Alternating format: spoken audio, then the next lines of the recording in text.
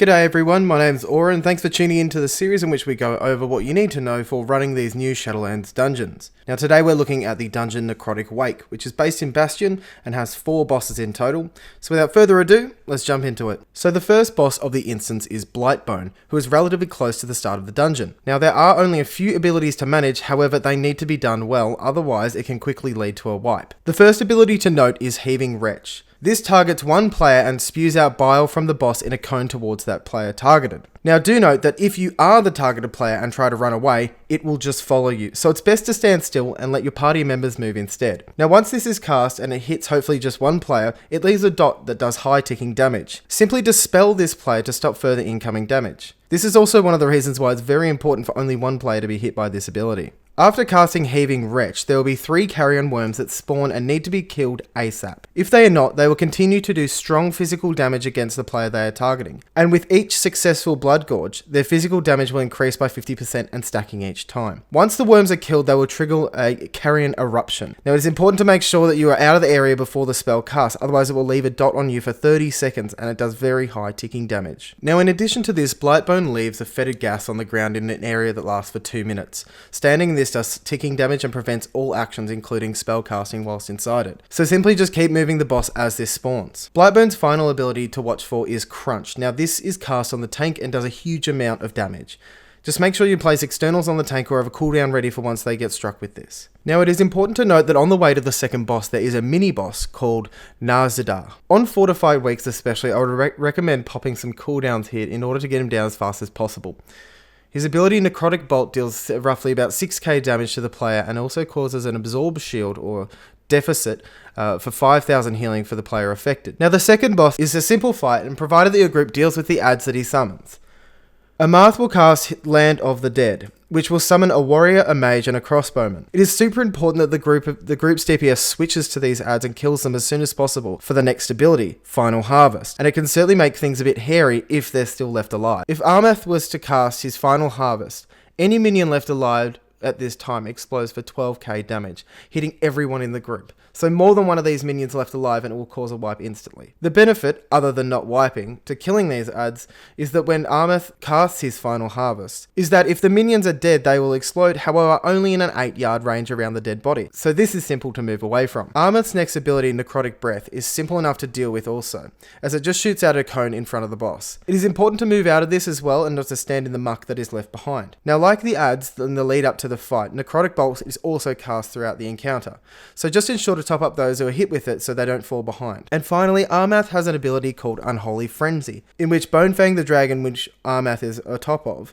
goes into a frenzy, increasing your attack speed by 50%. So I believe this can be soothed, or you could just watch the tank and just make sure that they're not taking too much damage, and I can imagine this will be a big problem on tyrannical weeks going into higher keys. Now the third boss is Surgeon Stitchflesh, which is an interesting boss and requires the group to do some mechanics perfectly in order to actually kill him. As the encounter starts, Stitchface will cast Noxious Fog, which surrounds the edges of the encounter. Now I implore you not to stand in these areas that will most likely end in death, as it does high damage for anyone who stands in it for a short amount of time. Now Stitchface will begin the encounter on a platform above the room and will be untargetable. As he is up there, he will cast Embalming Ichor, which will cast a small amount of damage to all players in 4 yards when the ability lands. But additionally, a small puddle is left on the ground where it lands, and that will remain for the rest of the encounter. So players want to avoid this, as it does medium ticking damage to anyone who's inside it. He also casts Stitch Needle, that is thrown at a player and causes minor bleeding damage for 10 seconds. Now this isn't too much, however with all the other things going on it can add up, so do watch for those players. His Awaken Creation ability is how you phase the fight and then get to deal damage to him. This is where an add is spawned who will have the ability Meat Hook. When a player is targeted, they will have a short amount of time to aim it at the platform in which Stitchface is standing on, and then a small window to move out of the cast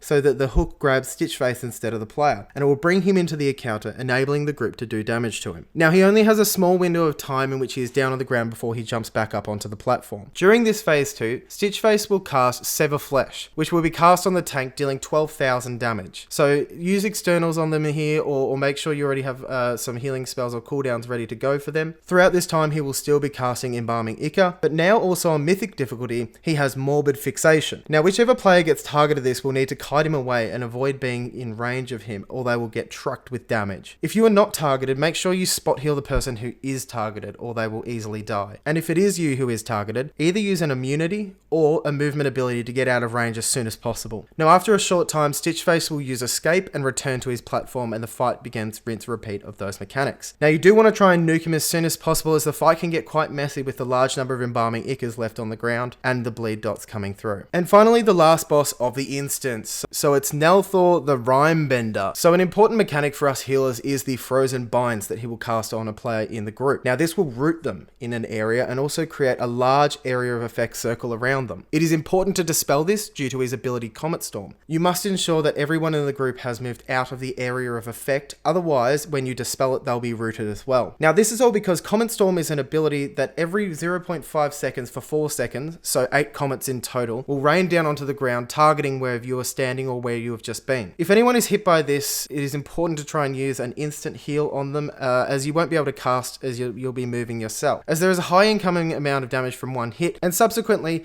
anyone hit will also receive a debuff that increases their damage taken by the spell by 25%. So it's a good chance if anyone gets hit once or twice, they'll most likely die. A spell to watch for is Icy Shard. It is a simple cast, and where he trucks just whoever he's targeted for around 15k damage. Just top this person up as soon as possible and keep your eye on the spell timers for that one. The final ability that we have to worry about is Icebound Aegis. This creates an absorb shield around Nelthor for 30k damage and pulses out small ticking damage every 3 seconds that it is on him. So try to have the group topped up before this happens so you can throw out some damaging spells in order to reduce the amount of time that this is up. Now, overall, I think this is quite an easy dungeon. As long as your group focuses the correct interrupts and targets and doesn't stand in the pools, I think it should be pretty easy. But thank you very much for watching, and if you like the video, please like it, subscribe for future healing content, and follow me on Twitch at twitch.tv/auraparty. Now, feel free to leave a comment down underneath of what dungeon you want to see next. I know we've still got about 5 to do now, but alrighty, thank you very much, have a good one.